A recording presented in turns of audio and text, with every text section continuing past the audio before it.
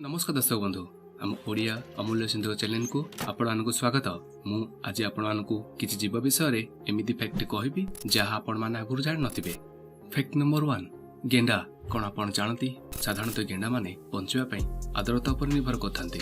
तेणु जदि पाग सहयोग करू नाही तेबे से माने प्राय 3 वर्ष पर्यंत सोई पारंती। आ कौन जानती दर्शक बंधु किछि प्रजातिर गेंडा माने छोट छोट गेंडा मानकु खाई दियंती। फैक्ट नंबर 2 कोआला यह गोटे प्रजातिर भालू एमाने साधारणतः ऑस्ट्रेलिया देखा जाती। कोआला मानक फिंगरप्रिंट मनुष्य मानकर फिंगरप्रिंट सहित किछि समानता देखिବାକୁ मिलिଥାଏ।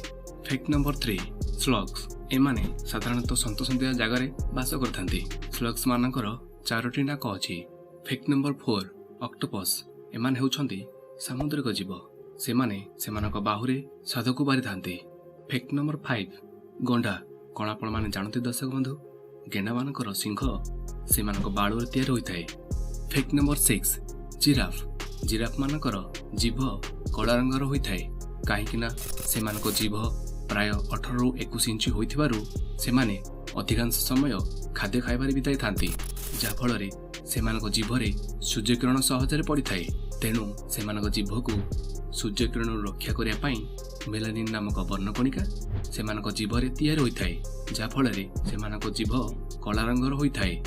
फैक्ट नंबर 7 गाई गोटे गाई तार जीवन काल रे प्राय 2 लाख ग्लास क्षीर देइथाय। आ कोन जानती दर्शक बंधु गाई मानकु स्लो म्यूजिक सुनाइबा द्वारा से माने खुशी होई अधिक क्षीर देइथांती।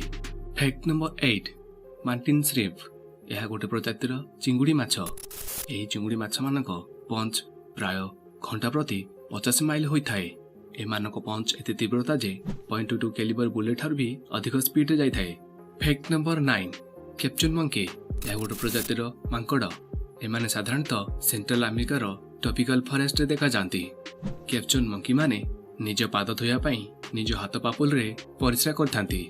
फैक्ट नंबर 10 पांडा गोटे नवजात बेबी पांडा मूषा ठार भी छोट होइथाय। तो दर्शक बंधु आज वीडियो जदि आपको भल लगी थाए तेज डेरी कहीं गोल लाइक कर दिंतु। एमती इंटरेस्टिंग वीडियो देखा आम चैनल को सब्सक्राइब कर दिंतु। पाखर थिबा बेल आइकन को क्लिक कर दिंतु। Thank you.